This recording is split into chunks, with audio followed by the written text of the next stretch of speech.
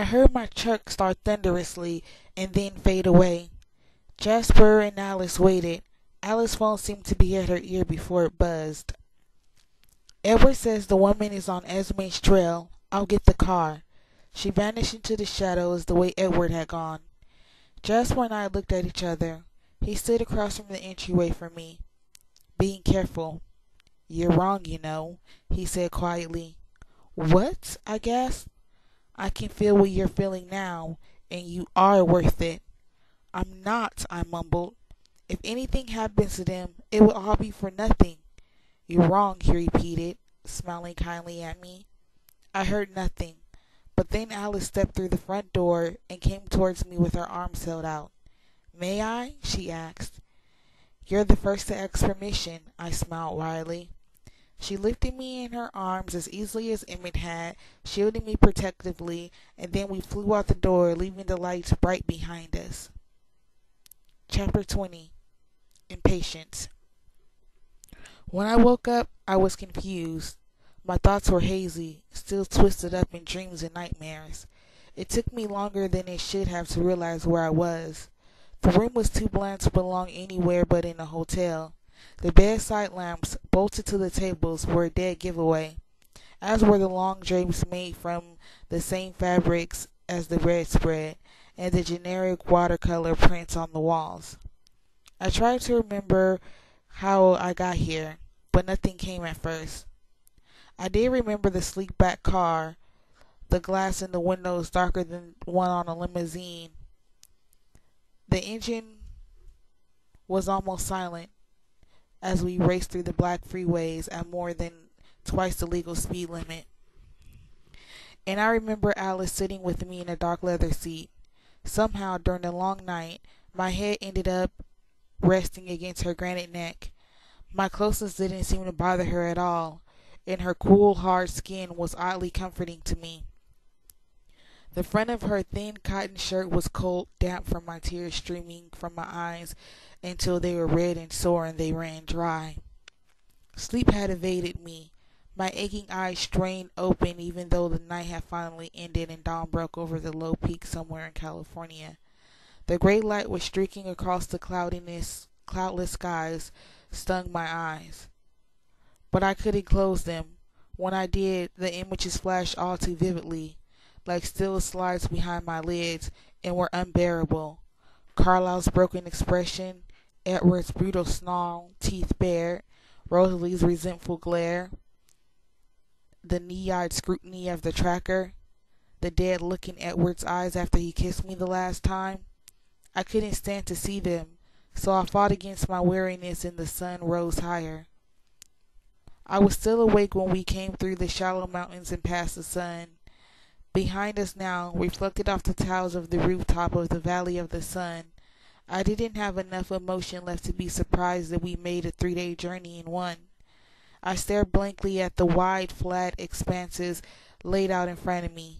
Phoenix, the palm trees, the scrubby creosote, the haphazard lines of the intersecting freeways, the green swaths of golf course and turquoise splotches of swimming pools, all submerged in thin, smug embraces by short, rocky ridges that weren't really big enough to be called mountains. The shadows of the palm trees slanted across the freeway, defined sharper than I remembered, paler than they should be. Nothing could hide in these shadows. The bright, open freeway seemed to begin enough. But I felt no relief, no sense of homecoming. Which way to the airport, Bella?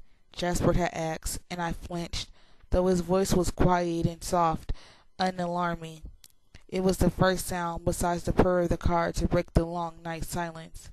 Stay on the I-10, I answered automatically. We'll pass right by it.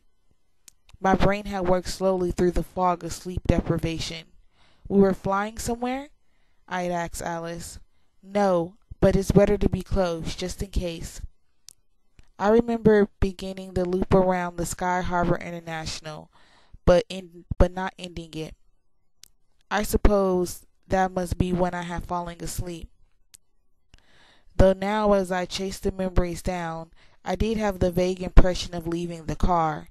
The sun was just falling behind the horizon. My arms draped over Alice's shoulder, and her arms firm around my waist, dragging me along as I stumbled through the warm, dry shadows. I had no memory of this room. I looked at the digital clock on the nightstand. The red numbers claimed that it was 3 o'clock, but they gave no indication if it was day or night. No edge of the light had escaped through the thick curtains, but the room was bright with light from the lamps. I rose swiftly and staggered to the window, pulling back the drapes. It was dark outside. 3 in the morning then. My room looked out on the deserted section of the freeway and my new long-term parking garage from the airport. It was slightly comforting to be able to pinpoint the time and place. I looked down at myself. I was still wearing Esme's clothes, and they didn't fit very well at all. I looked around the room, glad when I discovered my duffel bag on top of the dresser. I was on my way to find new clothes when the light tap made me jump. "Can I come in?" Alice asked. I took a deep breath. "Sure." She walked in and looked me over cautiously. "You look like you could have slept longer," she said. I just shook my head. She drifted silently to the curtains and closed them securely before turning back to me. "We'll need to stay inside," she told me. "Okay." My voice was hoarse. It cracked. "Thirsty?" she asked. I shrugged. "I'm okay. How about you?" "Nothing unmanageable," she smiled.